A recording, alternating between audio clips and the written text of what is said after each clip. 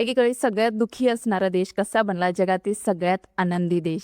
सततचा अंधार, एकटं राहून भावना कुणासोबतही शेअर न करणं, दारूचं व्यसन आणि आर्थिक मंदी या सगळ्यामुळे 1990च्या दरम्यान फिनलँडमधील लोक खूप डिप्रेस्ड होते आणि याच डिप्रेशनमुळे जगातील सगळ्यात जास्त आत्महत्या फिनलँडमध्ये होत होत्या. फिनलँड सरकारसाठी हा सगळ्यात मोठा प्रॉब्लेम होता आणि मग हे थांबवण्यासाठी फिनलँड सरकारने एक मोठा निर्णय घेतला. फिनलँडने फक्त इकॉनॉमीच नाही तर लोकांचं जीवन बदलायला सुरुवात केली. आत्महत्या थांबवण्यासाठी राष्ट्रीय आत्महत्या प्रतिबंधक कार्यक्रम राबवले. त्या कार्यक्रमांच्या माध्यमातून मानसिक आरोग्य सेवा सहज उपलब्ध करून दिली.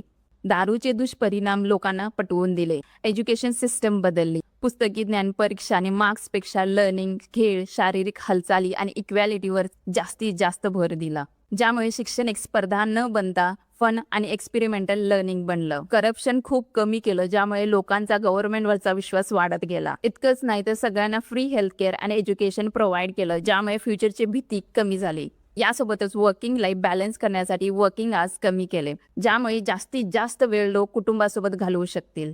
आणि या सगळ्याचा रिझल्ट लोकांचा स्ट्रेस कमी झाला आणि हळूहळू लोकांनी आपल्या इमोशन्स बद्दल बोलायला आणि निसर्गात आपला वेळ घालवायला सुरुवात केली, ज्यामुळे लोकांचं लोनलीनेस कमी झालं आणि आज तोच फिनलँड सलग 9व्यांदा जगातील सगळ्यात आनंदी देश बनला. तुमच्या मते भारतात हे सगळं शक्य आहे का? कमेंटमध्ये मला नक्की सांगा.